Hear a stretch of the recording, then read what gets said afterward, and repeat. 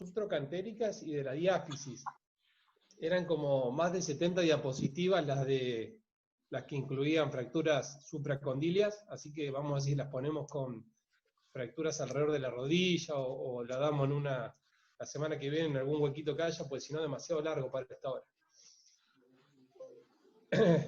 Subtrocantéricas, diafisarias y supracondilias, que lo vamos a dejar para un segundo encuentro. Y cerramos con fémur. Recordando un poquito cómo se clasificaban las fracturas alrededor de la cadera, de la cabeza del cuello, las intertrocantéricas y las subtrocantéricas, ¿sí? Vamos a empezar a hablar de acá a distal. Las fracturas subtrocantéricas son aquellas que afectan de 5 a 7 centímetros desde el trocánter menor, ¿sí? En sí, si uno lee la bibliografía,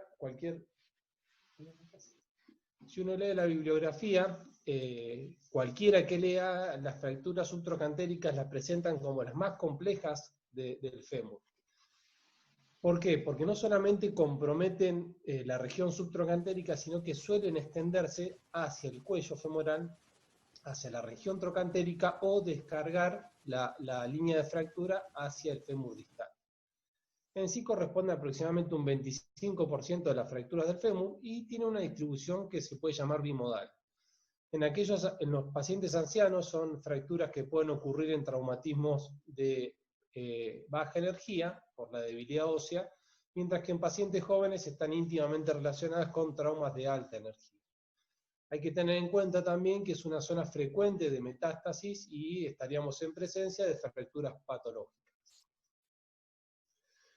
Anatómicamente, ustedes saben bien que esa región del fémur, o la región de la cadera, está expuesta a grandes fuerzas de tracción. Hay que recordar que la cadera es una palanca de primer orden, y al ser una articulación esférica y tener la capacidad de moverse en todos los planos del espacio, son múltiples músculos que van a actuar a este nivel y generar importantes desplazamientos y fuertes desplazamientos cuando estamos en presencia de una fractura. Como lo vimos en la clase pasada de fémur, la región subtrocantérica recibe poca irrigación vascular, por ende vamos a tener un riesgo aumentado de retardos en consolidación o de pseudoartrosis.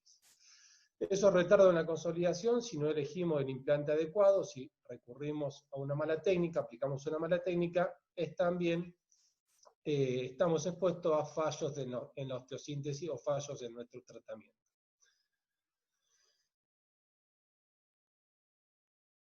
Así es como se va a mover nuestras fuerzas torsionales. En general, esta es la situación en la que vamos a encontrar las fracturas subtrocantéricas. La inserción del psoas me la va a flexionar y la inserción del manto glúteo me la va a abducir. Entonces la cadera va a estar flexionada y rotada externa, mientras que el extremo distal de nuestra fractura va a estar medializado por la potencia de los músculos aductores. Con respecto a la clasificación, ya Sensheimer en el año 1970 ya planteó una clasificación que a Russell Taylor no le pareció suficiente y agregó algunas cosas para completar y para tratar de hacer una idea común, sobre todo en el manejo del tratamiento. Van a ver también la clasificación AO que interviene, pero AO las clasifica estas fracturas como fracturas diafisarias, por eso cuando ustedes busquen clasificación AO de las fracturas subtrocantéricas va a aparecer esta imagen. Es por eso que es difícil encontrar en publicaciones clasificación AO de las fracturas subtrocantéricas. Estas dos clasificaciones, la de Sensheimer y la de Russell Taylor, son las que van a encontrar en las publicaciones. Vamos a ver un poquito más cómo es esta clasificación. La clasificación de Sensheimer, que es la más utilizada por ahí, la divide en 5 tipos. La tipo 1 es una fractura no desplazada. La tipo 2 es un solo trazo, o sea, 2 fragmentos vamos a tener en la fractura, y vamos a dividirla en A, B y C, según sea un trazo transversal, un trazo más espiroideo, con el trocánter menor unido al fragmento proximal, o un trazo espiroideo, pero con el trocánter menor unido al fragmento distal. Mientras vamos avanzando en la clasificación, tenemos más inestabilidad, como en todas las clasificaciones.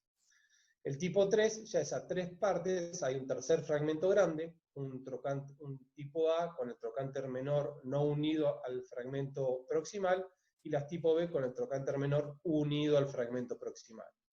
Y las tipo 4 ya se habla de una fractura de más de 3 fragmentos, 4 o más, y la tipo 5 ya es cuando hay extensión de ese trazo de fractura hacia la región trocantérica o una descarga más allá del límite de lo que se considera región subtrocantérica. Mientras la clasificación de Russell-Taylor las clasifica en tipo 1 y tipo 2, ¿sí? Ahí no hay extensión al trocánter menor ni a la fosa digital o digitiforme, con un trocánter menor unido al fragmento, con un trocánter menor unido y con un trocánter menor no unido a la fractura, ¿sí? Un trocánter menor suelto sería una Russell-Taylor tipo 1B, mientras que si hay extensión hacia la región trocantérica, precisamente a la fosa piriformes, digitiformes, vamos a tener la tipo 2 con el trocánter menor unido o el trocánter menor no unido, ¿sí? La gran diferenciación que hace Russell-Taylor es el compromiso del sitio de ingreso de nuestra osteosíntesis. Ustedes piensen que el tratamiento estándar de este tipo de fracturas fuera el clavo, y Russell-Taylor dijo, sí, pero hay algunas fracturas que no las podemos tratar directamente con un clavo, y por eso creó esta clasificación. Ahora bien, ¿para qué las vamos a clasificar? Como todas las clasificaciones, es incompleta. ¿Por qué? Porque por más que yo busque las combinaciones, no me determina a mí qué tratamiento es el indicado, ¿sí? Hay múltiples trabajos y múltiples estudios que me dicen que las clasificaciones para este tipo de fracturas son insuficientes para determinar mi tratamiento. En líneas generales, la conclusión que se llega, más allá de la clasificación, es que en fracturas con conminución medial, sí o sí requiere un sistema endomedular, un clavo. Cuando hay compromiso por debajo del trocánter menor, puedo recurrir a una placa o un tornillo deslizante. Cuando tengo extensión a la base de la cabeza, tengo que usar un sistema extramedular para poder darle compresión a la asociación de la fractura. Y cuando tengo un compromiso de la fosa, no puedo recurrir a un clavo estándar, tengo que recurrir a un clavo anatómico o a un sistema extramedular. Si yo entiendo estos principios, más allá de la clasificación que yo le dé a la fractura, voy a hacer una indicación correcta de mi tratamiento. Entonces, yo sé que tengo una conminución medial, necesito un sistema que me dé más estabilidad, voy a recurrir a un clavo. Ahora bien, si yo tengo un compromiso medial, pero tengo compromiso de la fosa por donde voy a entrar mi clavo, no puedo hacer un clavo recto, tengo que recurrir a un clavo anatómico tipo gamma o PFN o a un sistema extramedular. Ahora bien, mi trazo de fractura compromete la base del cuello, necesito algún sistema que me estabilice también ese trazo de fractura y recurro, por ejemplo, a un DHS. Si yo comprendo la biomecánica de la fractura, voy a indicar seguramente el implante adecuado para su tratamiento. ¿Qué opciones, a fin de cuentas, tenemos para tratar este tipo de lesiones? El no quirúrgico sabemos que tiene malos resultados, por lo que hablamos anteriormente, porque es una región que tiene grandes fuerzas musculares con deformidad, y lo más probable es que esa fractura o no cure o cure en malas condiciones. ¿Qué nos queda? El tratamiento quirúrgico. Y el tratamiento quirúrgico tenemos opciones extramedulares, como el clavo placa, el DCS o las placas bloqueadas, o opciones intramedulares, como el clavo gamma, el PFN, y acá faltó el clavo recto, que ya no se usa, pero pueden leer algunas bibliografías que todavía lo pueden describir, ¿sí? Ya el clavo recto para fracturas subtrocantéricas ya no se usa, ¿sí? Usamos clavos anatómicos. Bien. ¿Cuáles son las características del sistema de placas o del sistema endomedular? ¿Sí? Las placas tienen una ventaja biomecánica clara, y acá lo pueden entender. Recordamos lo que le mencioné anteriormente, que la cadera es una palanca de primer orden, o sea, yo tengo el apoyo en el medio, la carga que pasa por el centro de gravedad y mi resistencia en el manto glúteo. Entonces, si yo utilizo una placa, el brazo de palanca que voy a tener de mi resistencia es mayor, por ende, este implante va a estar sometido a mayores fuerzas de estrés en comparación con un sistema endomedular donde el brazo de palanca es menor. Justamente por esto puedo tener mayor incidencia de pseudoartrosis, ruptura o fallos del implante. Esos fallos del implante con un DCS se asocian a un 14% o más, mientras que con un clavo placa, que el clavo placa es el ángulo fijo, que es como una L, es un sistema más rígido y disminuye la ruptura del implante o el fallo del implante a un 12%, pero igualmente sigue siendo mayor que un sistema endomedular. A pesar de esto, ¿cuándo vamos a indicar un tratamiento con una placa? Bueno, en pacientes obesos, en donde por una cuestión técnica no puedo tirarle un clavo a esa fractura. En osificaciones heterotópicas, si yo tengo una fractura de pelvis asociada y tengo que hacer un abordaje de mi acetábulo o de mi pelvis, la asociación del abordaje para el clavo y el abordaje para mi acetábulo me va a aumentar el riesgo de osificación heterotópica, entonces puedo deslizar una placa por lateral. Politraumas en pacientes con contusiones o traumatismos torácicos, y acá les puse entre signo de pregunta el rescate, ¿sí? Después vamos a ver que en realidad una pseudoartrosis, un retardo de consolidación con un sistema extramedular, se revisa con un sistema endomedular. Entonces, si bien es una posible indicación un rescate con una placa, está más indicado o es mejor la indicación un rescate con un sistema endomedular. Estas son las opciones de placa que tenemos: un tornillo deslizante o de compresión de 95, o las placas de ángulo bloqueadas, de ángulo variable, que tenemos en la actualidad. Si ustedes ven un poco la bibliografía, esta placa tiene poca seguimiento de estudios, y la verdad que los trabajos no están bien desarrollados, falta estudio para ver realmente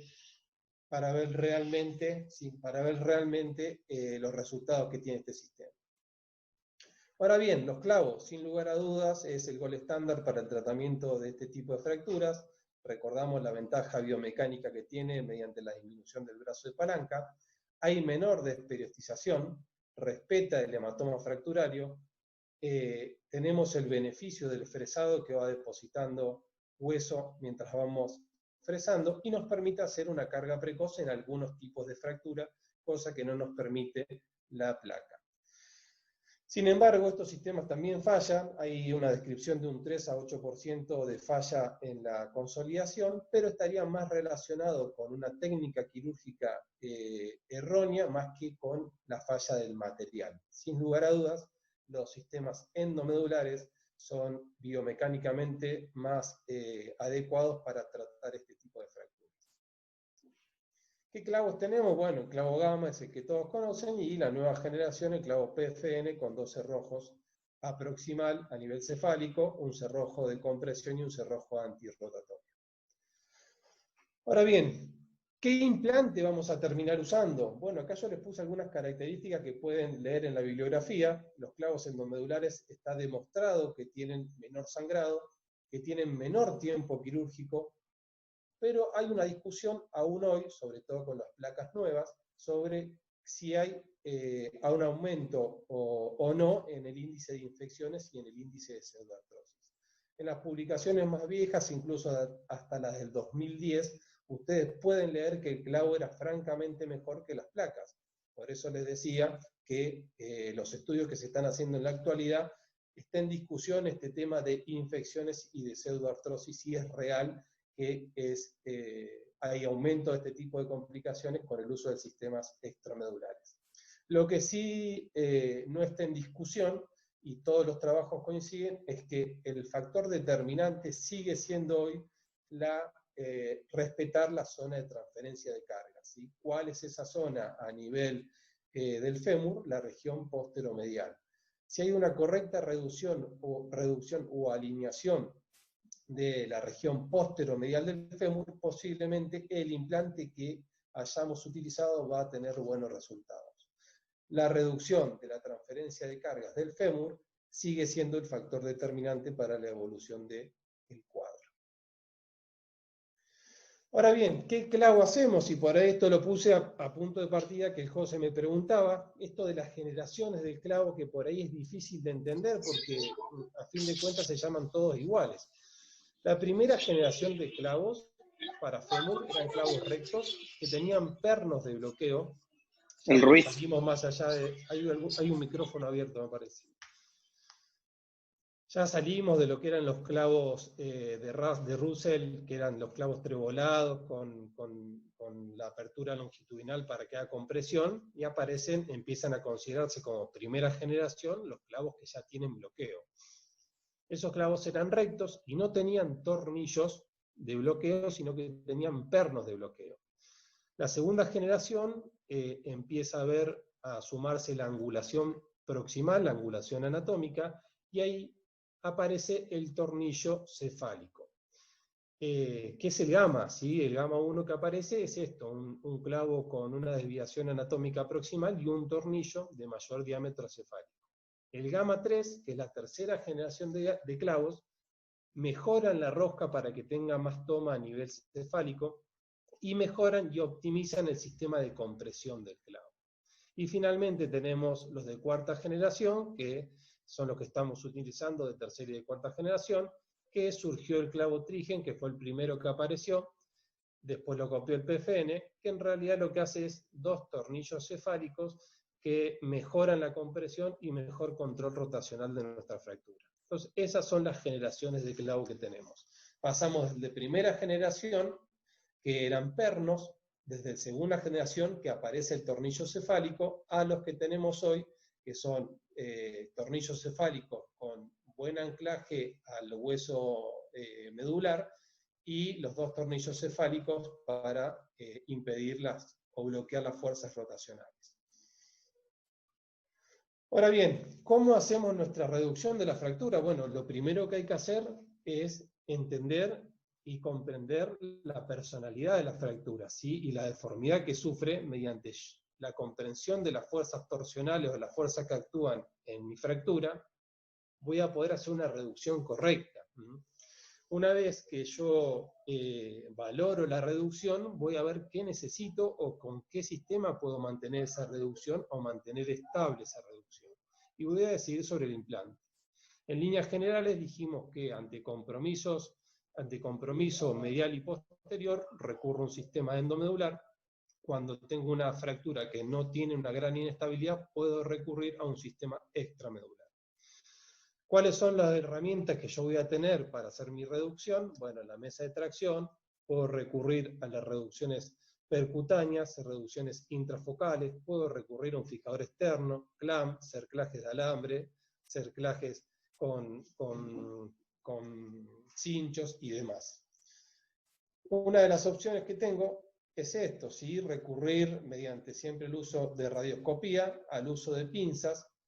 Fíjense qué abierta que está esta fractura, mediante la mesa de tracción introduzco una pinza para cerrar con un pequeño bordaje y mantengo la reducción bajo el control radioscópico y después puedo colocar mi clavo. Si veo que no es suficiente, puedo recurrir a usar pines o tornillos externos a nivel trocantérico o a nivel diafisario y alinear mi fractura para poder hacer la alineación y la colocación del material definitivo. ¿Sí? Este es otro sistema, yo agarro mi trocánter mayor desde afuera con un tornillo de anclaje y me permite manejarlo a modo de joystick. Ese tornillo yo lo puedo poner de lateral o lo puedo poner de anterior, dependiendo hacia dónde esté desplazado mi fragmento proximal. Esas son algunas de las herramientas que yo tengo a disposición en quirófano para hacer una reducción adecuada. ¿Cuáles son las complicaciones de este tipo de fracturas? Bueno, sin lugar a duda, la principal complicación es la pseudoartrosis, ¿sí? Y cuando hablamos de consolidación defectuosa, que es otra de las complicaciones, es cuando tenemos alterado, ya sea las medidas de longitud, rotación u angulación de nuestra fractura. ¿Cuánto tolera el fémur o a partir de cuándo hablamos de consolidación defectuosa? Bueno, un 20% de rotación es una consolidación defectuosa, o un 5 a 10 grados de varo valgo es una alteración angular en la consolidación. Dentro de estos parámetros estamos todavía con un valor tolerable de nuestra consolidación, si es que consolida. Fallo en la osteosíntesis, lo que yo les decía recién, es muy común ver fallo de osteosíntesis en este tipo de fracturas, y decimos que un sistema extramedular se revisa con un sistema intramedular, y un sistema intramedular se revisa con un sistema intramedular de mayor tamaño. Y finalmente, la infección. ¿Con qué tienen que tener cuidado y con qué se pueden encontrar ustedes en quirófano a la hora de hacer la tracción y las maniobras de reducción? Bueno, que de repente aparece una fractura que no se veía previamente a nivel de la fosa. Y resulta que yo tengo un clavo endomedular recto porque fue lo que me proveyó la obra social y me encuentro con una fractura en la fosa, tengo contraindicada la colocación de un clavo recto. O una fractura con una extensión al cuello, que son aproximadamente el 5% de las lesiones, y resulta que yo tengo nuevamente un sistema endomedular que no preví que podía haber una fractura a nivel de la base del cuello y no puedo hacer tratamiento de esa lesión asociada. Hay que tener en cuenta que este tipo de lesiones que no se ven en estadios iniciales o en el estudio inicial ocurren en un 30% aproximadamente del diagnóstico de fractura subtrocantérica. ¿Cómo puedo combatir esto? ¿Cómo puedo yo estar preparado? En el caso de que me hayan autorizado un clavo recto, yo siempre puedo tener a mano o puedo pedir en la caja tornillos canulados, por ejemplo, para, en el caso de que tenga una fractura con extensión al cuello, tirarle 3 tornillos por adelante y por atrás del clavo y hacer la estabilización de la fractura del cuello. ¿Cuáles son los tips que hay que tener en cuenta? Yo se los puse igualmente acá. El clavo centromedular ya no se usa para este tipo de fracturas, pero es posible que resulta que están operando en un lugar donde no tienen todos los medios, o la obra social no es la mejor, y les autorizan y les mandan un clavo centromedular. Los clavos centromedulares, recordamos que son rectos, ¿sí? Hay que ingresar por la fosa, ¿sí? El clavo centromedular no es lo mismo que el clavo anatómico. El clavo centromedular se debe ingresar por la fosa digital, ¿sí? El clavo cefalomedular recto, ¿sí? En este caso es un clavo recto que tira un tornillo a la cabeza. Hay que ingresar unos milímetros anterior a la fosa. ¿Por qué? Porque a ese nivel, un par de milímetros anterior a la fosa, me va a coincidir el eje del tornillo que yo le voy a tirar a la cabeza, ¿sí? Y recordar que estos clavos cefalomedulares rectos, que tiran un tornillo a la cabeza, son de 15 milímetros de diámetro proximal. A diferencia de que están acostumbrados a poner ustedes que ese clavo gamma es anatómico e ingresa por la punta del trocánter mayor en la unión del tercio anterior con el tercio medio. Y ese clavo gamma es un poquito más grande aproximal y mide 17 milímetros. Y tener en cuenta también que esos clavos gammas, según la empresa que los provea, vienen de 120 a 135 grados o de 125 a 135 grados. Importante esto, no confundir clavo centromedular que tira los tornillos directamente al trocánter menor con los clavos cefalomedulares rectos, ¿sí? Que ese clavo cefalomedular es recto, pero me tira un tornillo a la cabeza, y ese es el que yo tengo que entrar un poquito anterior a la fosa piriforme. ¿Por qué? Porque si yo entro por la fosa piriforme, me va a costar encontrar el centro del cuello femoral. Vamos con algunos casitos, y en general estas fracturas pasan desapercibidas.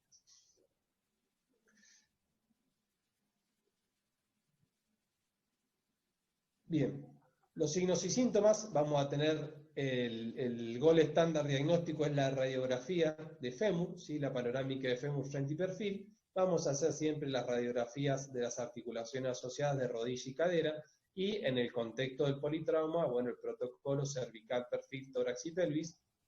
Recordar que puede haber estos pacientes en los controles que están en cama, o sea, importante la técnica cuando hacemos radiografías en tracción, y en general se requiere de la colaboración del técnico. El médico tiene que colaborar con el técnico para hacer una correcta radiografía, para hacer, por ejemplo, las mediciones.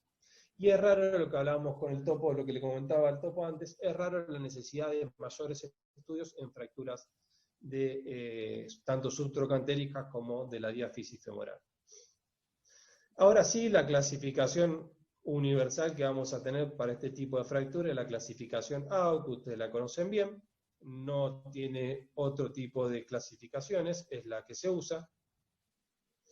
Y recordemos un poquito la anatomía aplicada. Dijimos que eran las fracturas diafisarias, es aquellas que ocurren de 3 a 5 centímetros distal al trocánter menor, hasta 1,5 centímetros por arriba del polo superior de la rótula.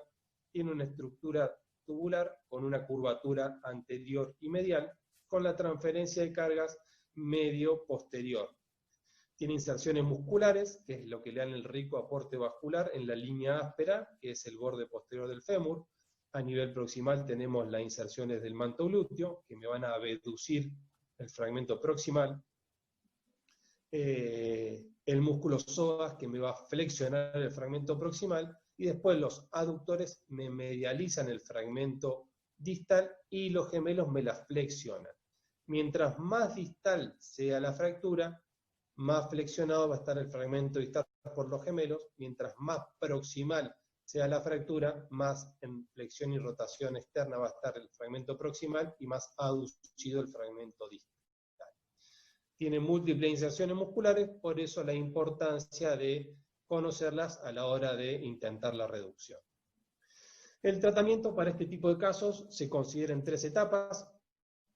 La primera etapa, que es el ABC en el sitio del accidente, con todo lo que ustedes han visto, y una inmovilización ferulada para enviar al centro de referencia para la atención secundaria. En el caso del paciente que nos ingresa por la guardia, el hospitalizado, repetimos el ABC, el protocolo: aporte de volumen, transfusión, ¿sí? Recordamos que un alto porcentaje requieren transfusiones previas a la cirugía. Evaluar el estado vital y de las lesiones del paciente con el examen más exhaustivo, no solamente de la región comprometida, sino de todo el sistema osteomioarticular, lo que nos compete a nosotros. Analgesia endovenosa y tracción esquelética. Guille, ¿dónde le hago la tracción esquelética a la fractura de la diáfisis del fémur? Trans-TAT sería lo mejor. ¿Todos están de acuerdo que funciona mejor la trans-TAT que la supracondilia? Sería más indicado una supracondilia, me parece. La supracondilia tiene mejores características biomecánicas para reducir la fractura. Y con respecto a la posición del miembro, ¿en qué posición va el miembro? El miembro inferior, ¿se tracciona hacia dónde? ¿Se tracciona en el eje del cuerpo? ¿Se tracciona al distal? ¿Se tracciona al cenit? ¿En qué ángulo se tracciona?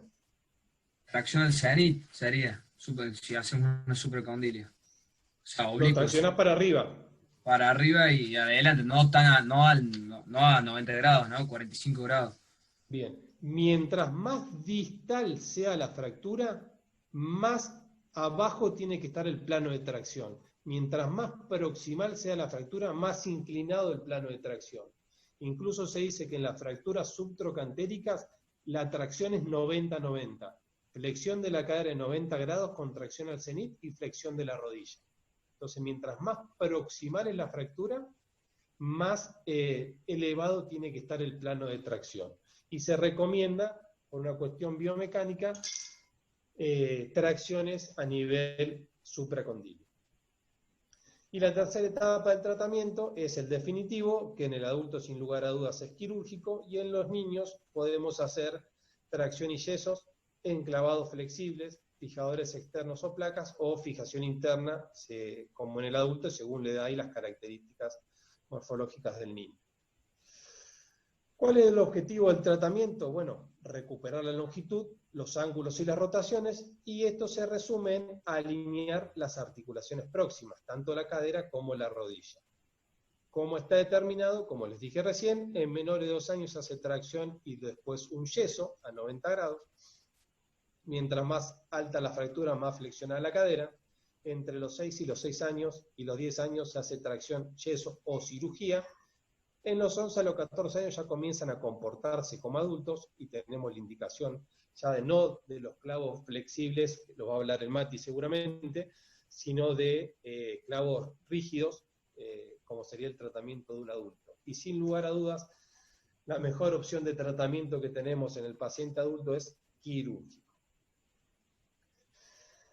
La tracción de los yesos es un tratamiento que se hacía hace unos cuantos años. En realidad hoy en día se sigue usando, pero como un modo transitorio, ¿sí? Hasta que podamos hacer la cirugía. Tiene alta tasa de complicaciones y tiene alta tasa de consolidación, pero esas consolidaciones son en general viciosas. Tiene alto costo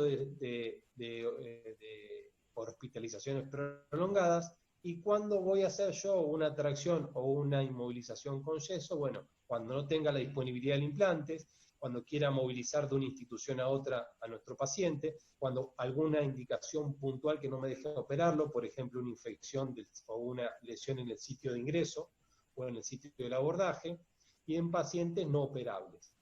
A partir de la sexta semana, en el caso de que yo trate a mi paciente con tracción, lo puedo pasar a un yeso, ¿sí? Recordamos que la circulación endóstica en este tipo de pacientes se recupera a las 4 semanas, o sea que para las 6 semanas ya tenemos completamente restituida la circulación endóstica y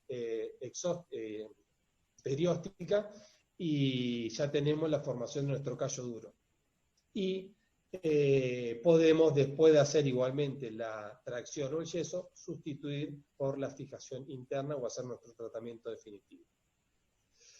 ¿Cuándo vamos a recurrir a la fijación externa con tutores? Bueno, en una fractura 3B o 3C, cuando es un politrauma en extremo donde hay otros órganos que comprometen la vida, infección del sitio de entrada, en traslados, y cuando intentamos el tratamiento con tutor externo de manera definitiva, tenemos una infección del 50% de los clavos, y en el caso de que querramos convertir una fijación externa a una interna, podemos hacerlo de manera inmediata si no hay signos clínicos de infección de los clavos.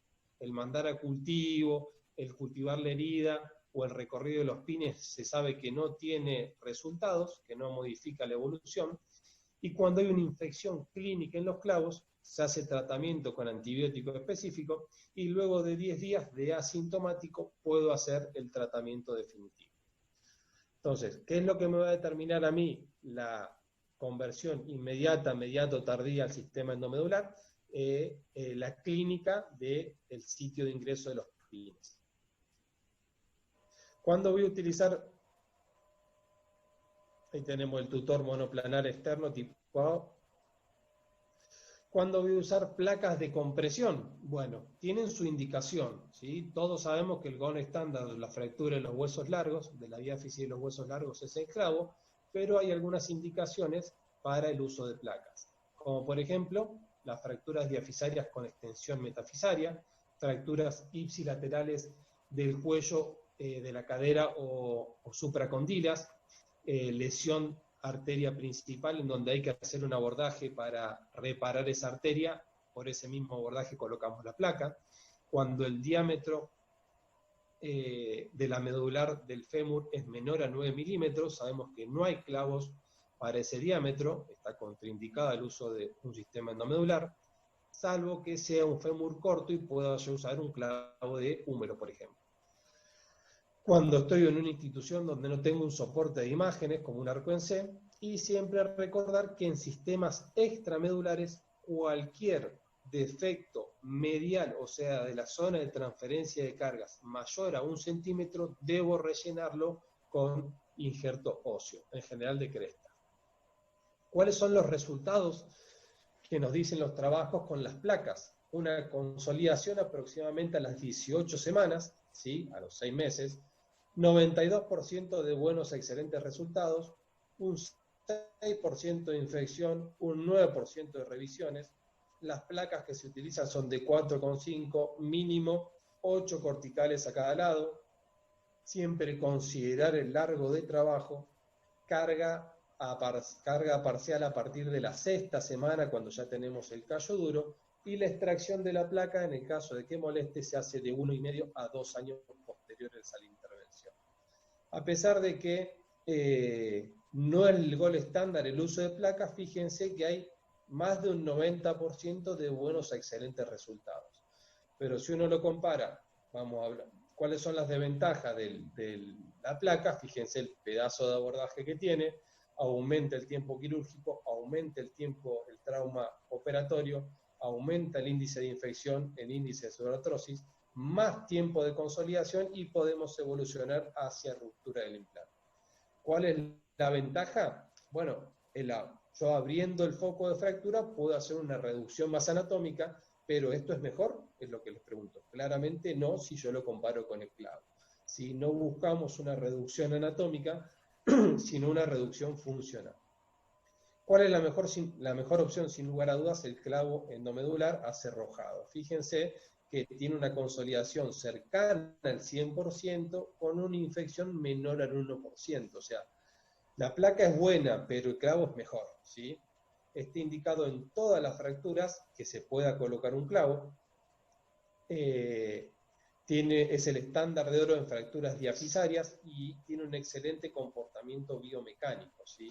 Permite el apoyo precoz, ¿sí? Lo único que hay que tener cuidado, y a ustedes les tiene que llamar la atención o tienen que darle bolilla a la hora de la cirugía, es el sitio de entrada, ¿sí? El sitio de entrada, si uno lo coloca anterior, puede producir una fractura metafisaria, ¿sí? Puedo avanzar por la cortical anterior del hueso y provocar una fractura metafisaria. Ahora, si yo mi sitio de entrada lo coloco muy medial, puedo hacer una fractura medial de cadera, o en pacientes jóvenes puedo llegar a hacer una lesión del círculo arterial, ¿sí? Entonces, ¿es una pavada poner un clavo? Se puede decir que sí, técnicamente es fácil, pero ojo con el sitio de entrada. Si entro muy anterior, puedo hacer una fractura metafisaria anterior. Si entro muy medial, puedo fracturar el cuello o puedo lesionar el círculo arterial del cuello y cabeza femoral.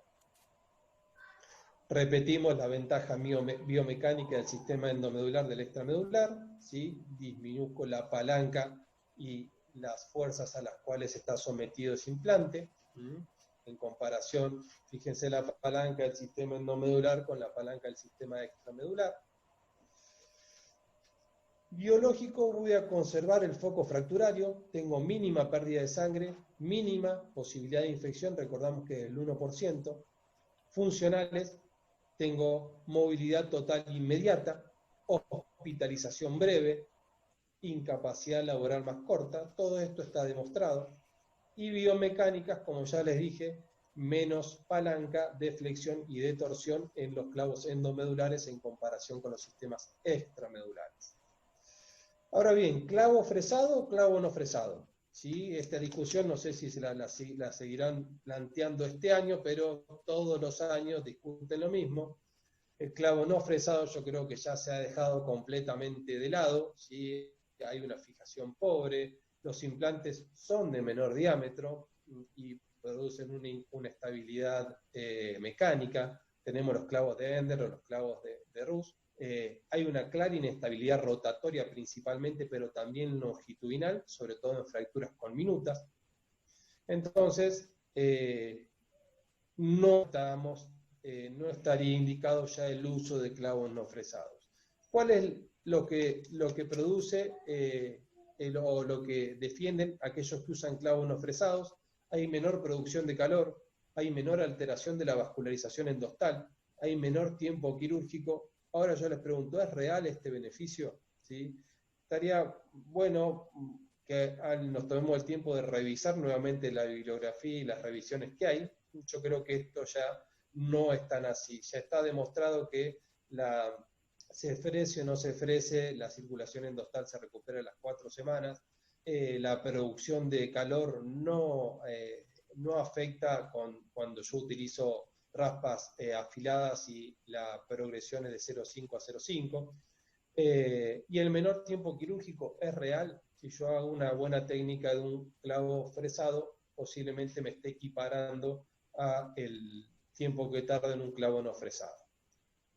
Y las desventajas, bueno, aparte de poner el clavo, algunos recorren al uso de estabilizadores externos provisionales como un clavo endomedular más un tutor o un clavo endomedular no fresado más un yeso. O sea, a fin de cuentas, no sé si es tan real el beneficio de un clavo no fresado. En cambio, en los clavos fresados, ¿cuáles son las ventajas? Aumenta la zona de contacto entre el clavo y el hueso. De por sí ya el clavo da más estabilidad, por más que yo no lo acerroje. Permite extender la indicación, ¿sí? Son fracturas más inestables, puedo hacer clavos más grandes y darle más estabilidad. Puedo usar, por ende, implantes de mayor diámetro y mejora el tiempo de consolidación. Bueno, acá también se los pongo entre signo de pregunta, porque tampoco es real ese tema de que mejora el tiempo de la consolidación, porque en realidad si vos pones un clavo no fresado, pero le das estabilidad, le das una buena estabilidad, el tiempo de consolidación se equipara. ¿Cuáles son las desventajas? El aumento de la presión intramedular, embolización pulmonar, aumento de la temperatura, necrosis térmica. Y nuevamente la pregunta, ¿son reales estas desventajas? ¿Sí? Clínicamente y fisiológicamente, ¿son reales y afectan la consolidación? Bueno, a mí me parece que no. Los estudios últimos que he visto, la verdad que dejan bastante en duda. Nadie se arriesga a decir que no, pero lo dejan por lo menos en duda. Clavos acerrojados. No solamente le pongo el clavo fresado, sino que también le pongo un cerrojo, un bloqueo. Permiten una mayor longitud operativa del clavo, me permite mayor palanca de trabajo. Puede definirse como una fijación dinámica cuando uso los cerrojos dinámicos. Puedo hacer una fijación estática cuando uso los cerrojos estáticos, o incluso puedo usar bloqueos dobles o triples según las características del clavo.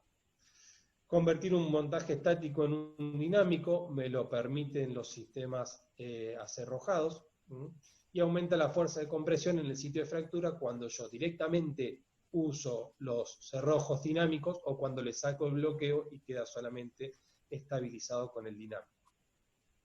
Esos serían los orificios del sistema dinámico. Por supuesto que ese orificio yo lo puedo usar como estático dinámico. Si lo pongo a distal del sitio de fractura es un bloqueo estático, dinámico, perdón. Si lo pongo a proximal, bien pegadito a ese borde, es un bloqueo estático.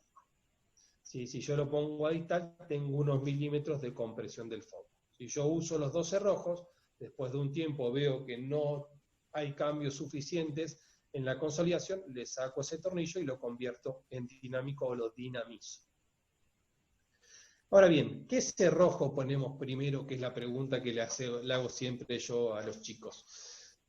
El cerrojo distal, en fracturas diafisarias, el cerrojo distal es el primero que se coloca porque yo pongo el cerrojo distal y le puedo dar compresión al foco de fractura, ¿sí? Y después le pongo el cerrojo proximal, dinámico o estático, el que sea. ¿Qué es lo que puede pasar si ustedes no prestan atención? Que siempre dicen tirabomba, tirabomba. Cuando ponen el cerrojo proximal y después ponen el cerrojo distal que expone a pulso, en lugar de modificar el arco para que el orificio del cerrojo se presente en su totalidad, empieza a estar el miembro inferior. Y eso que esa fractura consolide en rotación interna o externa según hacia dónde yo haya girado para que me quede cómodo. Entonces, ¿qué cerrojo pongo primero? Siempre que puedo el cerrojo distal. Comprimo la fractura, o sea, retiro el clavo, y ese retirar del clavo me va a comprimir la fractura, y después pongo el cerrojo proximal. Aparte, cuando pongo el cerrojo proximal primero y quiero poner distal, puedo, sin darme cuenta, generar alteraciones rotacionales. Cuando pongo clavos retrógrados para Shakiro, que le encantan los clavos retrógrados, no pusimos nunca uno, me parece, hemos puesto 3 o 4, pero a él le encanta. En rodilla flotante, ¿sí? Por el mismo abordaje le pongo el clavo al fémur y le pongo el clavo a la tibia. En fractura de pelvis y acetábulo, y ustedes me pueden decir por qué. Porque como les dije antes, voy a tener que hacer un doble abordaje aproximal si yo pongo un clavo anterógrado, y voy a aumentar el riesgo de osificación heterotópica. En pacientes obesos, que técnicamente se me dificulta poner un clavo anterógrado, fracturas de fémur o de cuello, ¿qué significa esto? Que yo tengo una fractura de fémur distal, le puedo poner un clavo retrógrado y aproximal usar otro sistema. En casos de politraumas, que tengo lesiones pélvicas, por ejemplo, y traumatismos pélvicos, también puedo poner un clavo retrógrado para disminuir el riesgo de osificaciones. En fracturas periprotésicas de rodilla o en fracturas periprotésicas de cadera, ¿Por qué les puse acá de rodilla? Porque de rodilla sí o sí tengo que conocer la prótesis que tiene, ¿sí? Si tiene una prótesis que no me permite ingresar un clavo, claramente no puedo poner un clavo retrógrado. Y una última indicación, allá en Colombia con el tema de los carteles y demás, es muy frecuente las amputaciones, entonces cuando la amputación es a nivel de la rodilla, directamente por ahí le pongo el clavo y le soluciono el problema al paciente, por lo menos el problema del fémur. Bien, clavo retrógrado, ¿cuáles son las ventajas? El punto de ingreso se dice que es mucho más anatómico y mucho más fácil de encontrar. Ahí, por ende, como es más fácil de encontrar, tengo menor exposición a la radioscopía. El tiempo menor, bueno, todos estamos formados en colocación de clavos anterógrados, o sea que hasta hacer la curva posiblemente esto no sea real. Hay menos osificación heterotópica. ¿Cuáles son las desventajas? Que puedo generar una lesión articular, y puedo generar una lesión articular tanto con la colocación del clavo como con la colocación de los cerrojos distales. ¿Cuáles son las conclusiones del tratamiento para las fracturas diafisarias de fémur? La osteosíntesis con placa mínimamente invasiva, que es la que se utiliza hoy, es una buena opción en patrones complejos de fractura, con compromiso metafisario articular. Sin lugar a dudas, el enclavado endomedular es la indicación de oro, tanto para patrones diafisarios, aunque los nuevos modelos y las opciones multiaxiales me permiten cada vez ampliar mi indicación, siempre buscar alinear tanto en el plano frontal como en el plano sagital y axial el fémur. No buscamos una reducción anatómica, buscamos una reducción funcional, y no dudar en ayudarse con técnicas de reducción abierta, ¿sí? No le tengan miedo, el clavo produce una gran estabilidad que me permite a la que le da lugar a la biología de cura. Entonces, si yo tengo que hacer un pequeño abordaje para mejorar mi reducción, la puedo hacer, no le tengo. Una diapositiva especial cuando tengo fracturas ipsilaterales del cuello, ¿sí? Yo puedo usar un clavo, sí. ¿Qué puede pasar? Que yo esté poniendo el clavo y en la radioscopía me dé cuenta que tengo fractura del cuello. Bueno, tengo que tener la opción en la mesa para tirarle unos tornillos, ¿sí? Cuando son básicos y cervicales, en lugar de un clavo, posiblemente me sea que usar una presión dependiendo del nivel de la fractura del fémur. Y si no la puedo reducir, duden en abordarla por anterior y hacer mediante una capsulotomía anterior. Las complicaciones, la infección, el shock, el embolismo graso, la embolia grasa, las alteraciones rotacionales o angulares que ya las discutimos, pérdidas de movilidad, sobre todo cuando hago grandes abordajes por retracción muscular, lesiones nerviosas, en clavos es difícil generar una lesión nerviosa, osificación ectópica, fractura, complicaciones a nivel o fallo a nivel del implante, que esto es más relacionado con una técnica del implante en sí, y en los niños, como puedo afectar el cartílago crecimiento, puedo tener un acortamiento o un sobrecrecimiento de ese fémur. Vamos con unos casitos.